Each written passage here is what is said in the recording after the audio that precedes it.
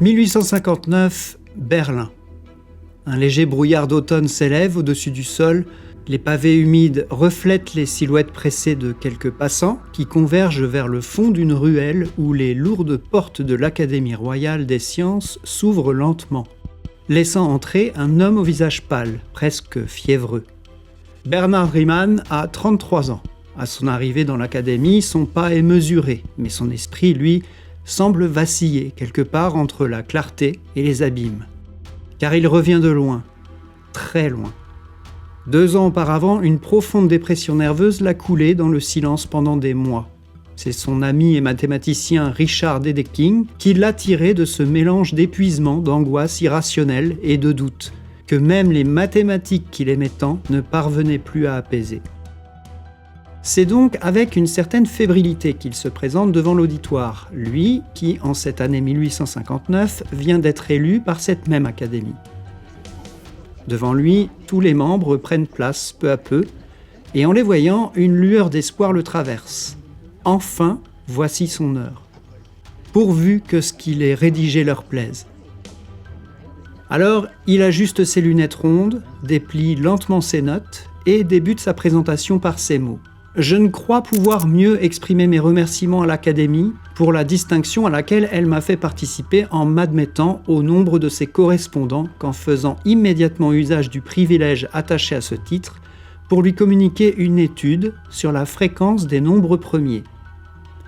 C'est un sujet qui, par l'intérêt que Gauss et Dirichlet lui ont voué pendant de longues années, ne me semble peut-être pas indigne de faire l'objet d'une telle communication. Son intention est claire, poursuivre les travaux de son maître disparu, Carl Friedrich Gauss, celui qui avait entrevu environ 50 ans plus tôt une mystérieuse loi cachée derrière les nombres premiers. Sa voix est hésitante, mais douce, presque timide. Il expose sa méthode, ses idées, et son auditoire boit ses paroles. Il y parle de fonctions de zeta, qu'il étend dans le plan complexe. Il déroule peu à peu le raisonnement qui est le sien, presque mécaniquement. Puis, soudainement, presque distraitement, il lâche une phrase, une simple phrase qui passe totalement inaperçue aux oreilles de ses contemporains. Une remarque au passage qui n'a presque qu'une valeur de parenthèse au beau milieu de son discours. Il serait à désirer sans doute que l'on eût une démonstration rigoureuse de cette proposition. Néanmoins, j'ai laissé cette recherche de côté pour le moment, après quelques rapides essais infructueux, car elle paraît superflue pour le but immédiat de mon étude. Riemann tourne la page et fait suite à cette simple remarque en poursuivant son exposé sans se douter un seul instant qu'avec ces mots, il vient d'ouvrir l'un des plus grands mystères de toute l'histoire des mathématiques, l'hypothèse de Riemann.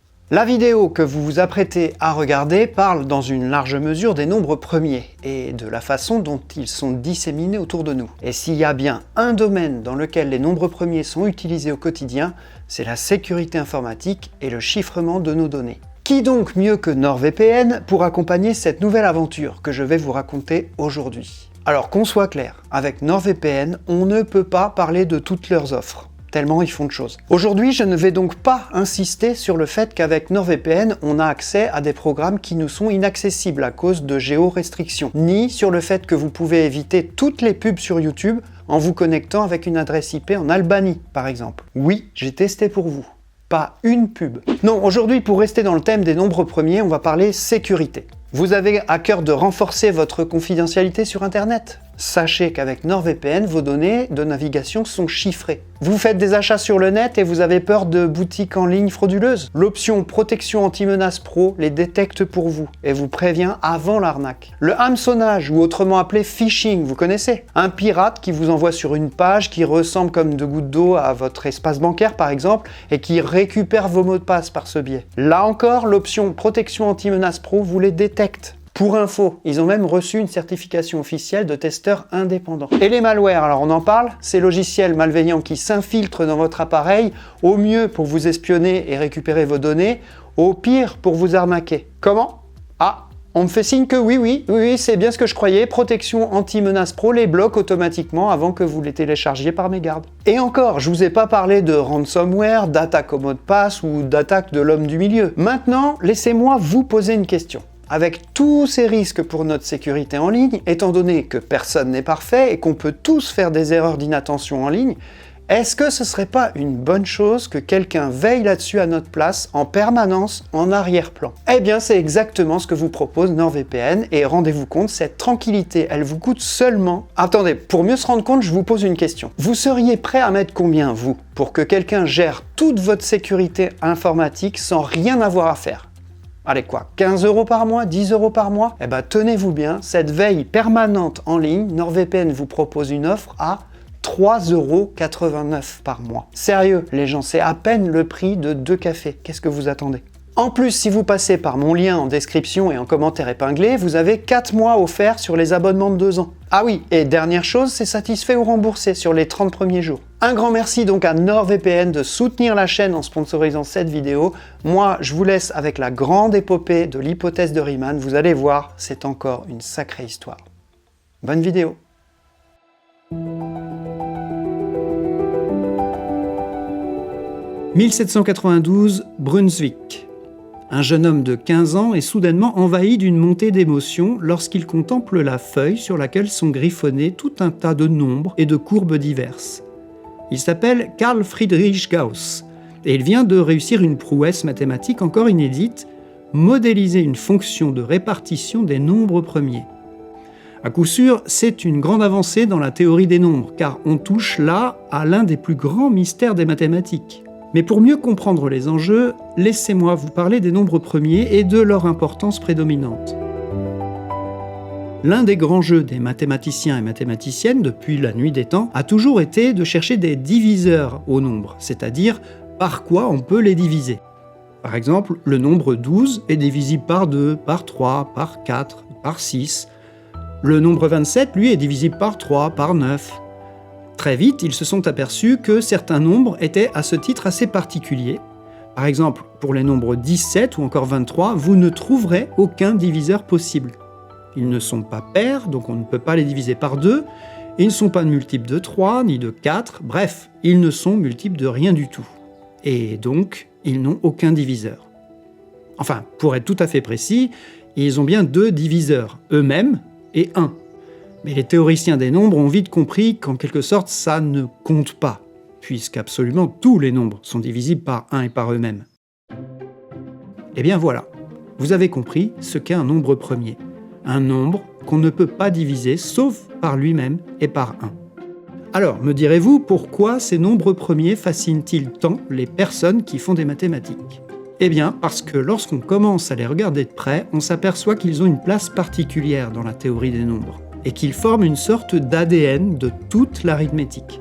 Un théorème bien connu, fort justement appelé le théorème fondamental de l'arithmétique, dit que n'importe quel nombre peut toujours s'écrire sous la forme d'un produit de nombres premiers, et que cette décomposition est unique.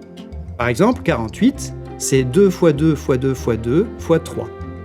480, c'est 2 fois 2 fois 2 fois 2 fois 2 fois 3 fois 5.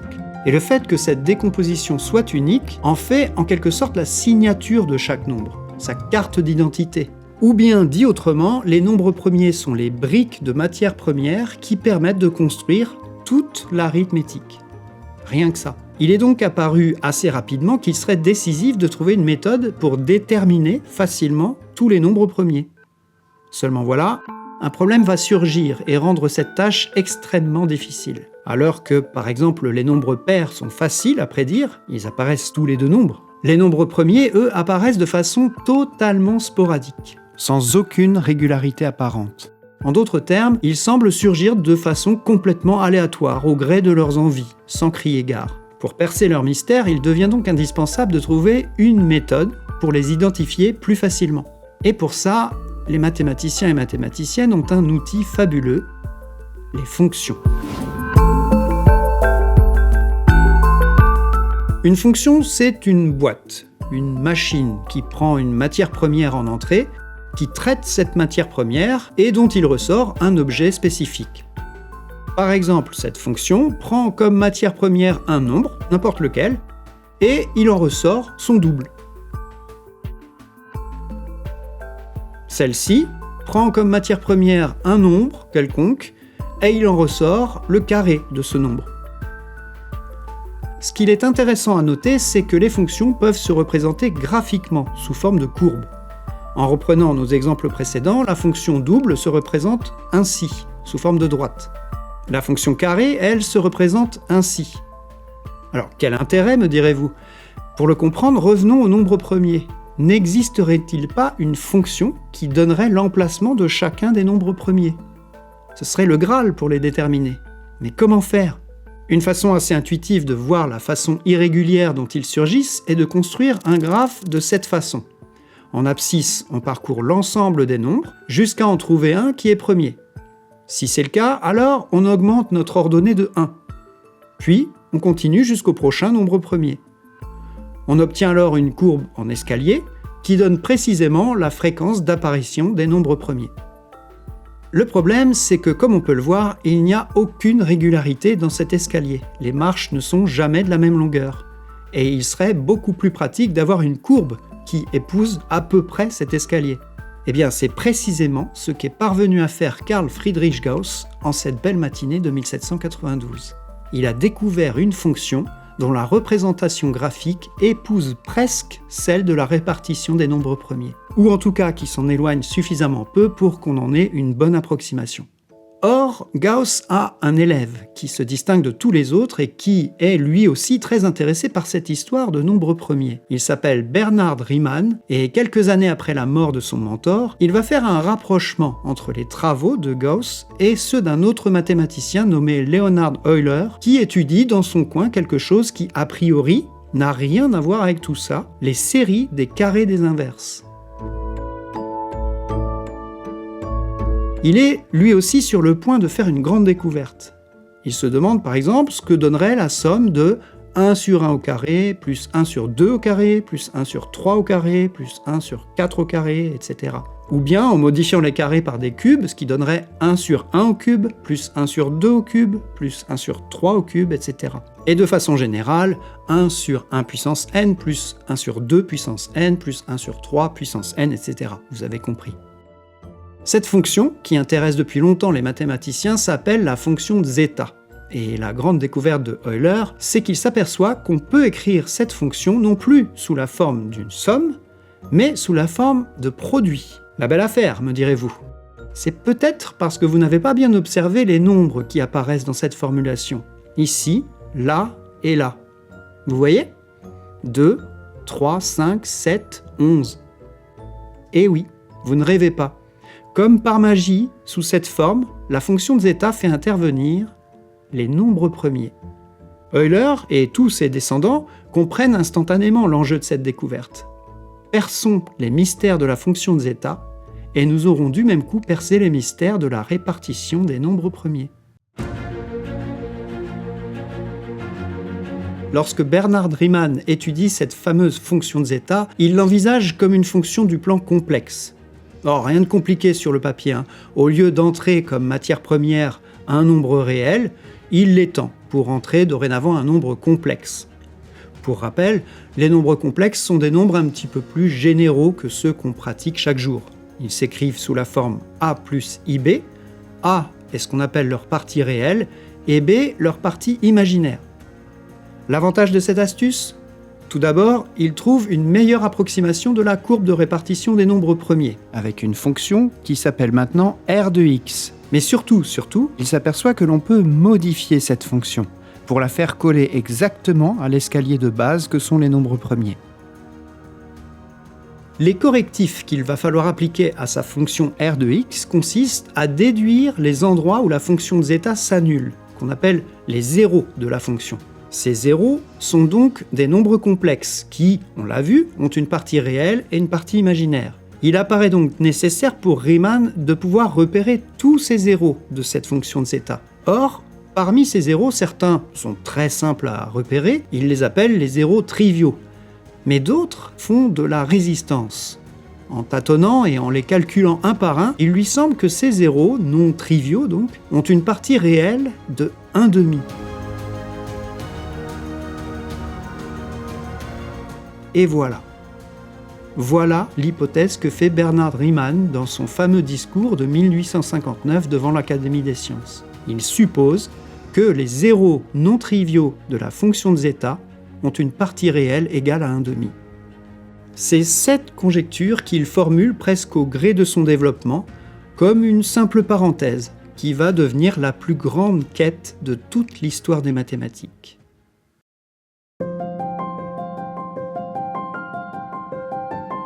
Quelques mois après son discours à l'Académie, Bernhard Riemann retourne dans le silence. Sa santé fragile l'éloigne peu à peu des mathématiques et il s'éteindra en 1866 à l'âge de 39 ans.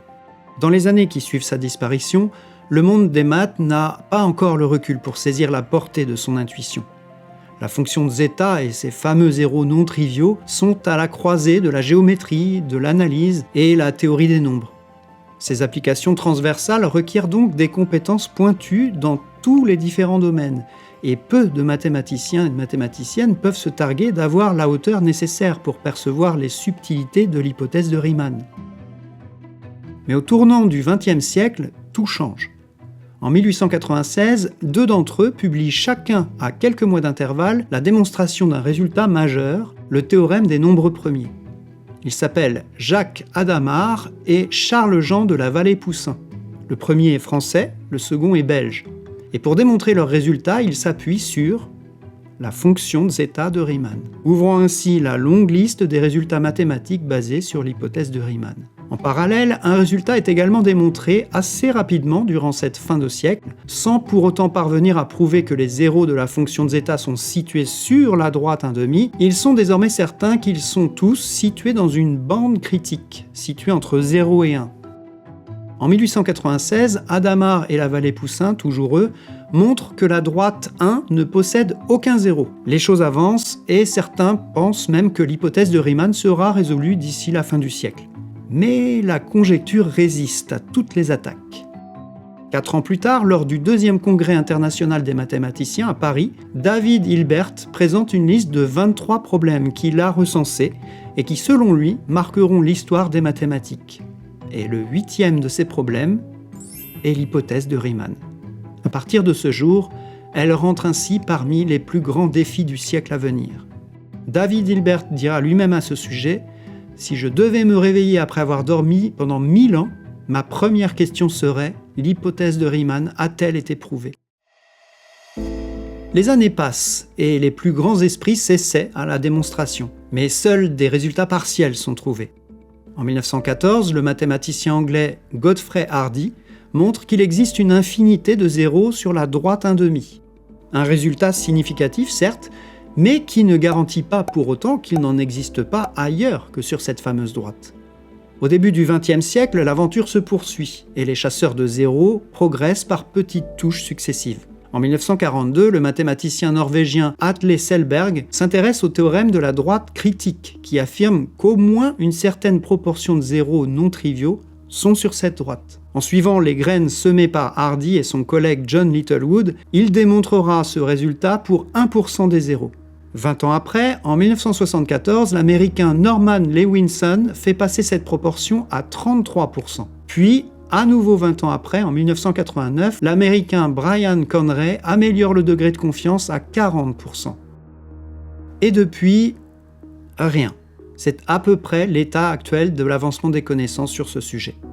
D'un point de vue de la preuve en tout cas, car du côté de la confiance que les mathématiciens accordent à la véracité de l'hypothèse de Riemann, le doute n'est plus vraiment permis. Car avec l'avènement de l'informatique dans la deuxième moitié du XXe siècle, il est devenu possible de vérifier l'hypothèse sur suffisamment de zéros pour la confirmer, de façon quasi certaine.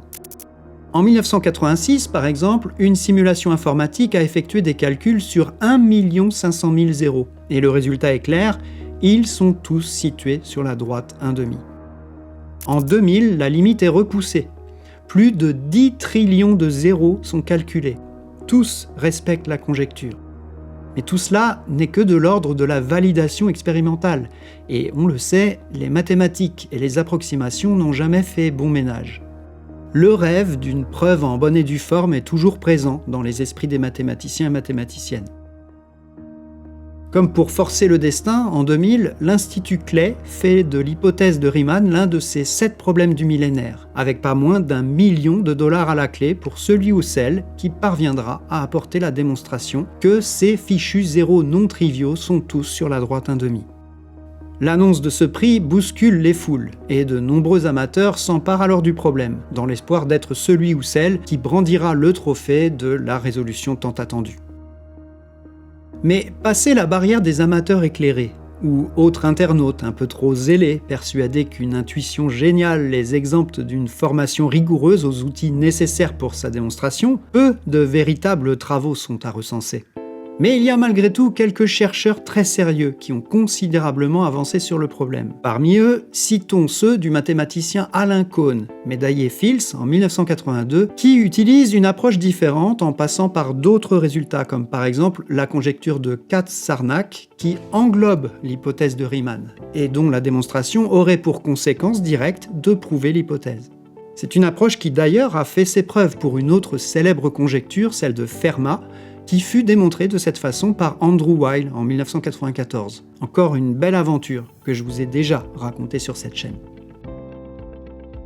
Alain Cohn, certainement l'un des mathématiciens les plus compétents actuellement sur le sujet de l'hypothèse de Riemann, a notamment publié en 2015 un article qui résume 3 stratégies qui, selon lui, pourraient donner d'éventuels résultats. Une première stratégie purement analytique, basée sur les travaux de Selberg, une seconde qui s'appuie sur la géométrie algébrique, basée sur ceux de Weil, Matuk ou encore Tate ou Grothendieck, ou enfin une troisième stratégie fondée sur le modèle d'une cohomologie de Weil.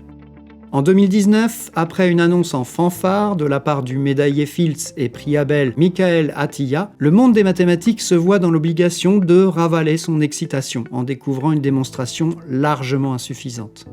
Et c'est ainsi que, malgré des centaines de tentatives depuis près de 2 siècles, l'hypothèse de Riemann résiste, encore et toujours, aux assauts des plus grands esprits que notre planète ait portés.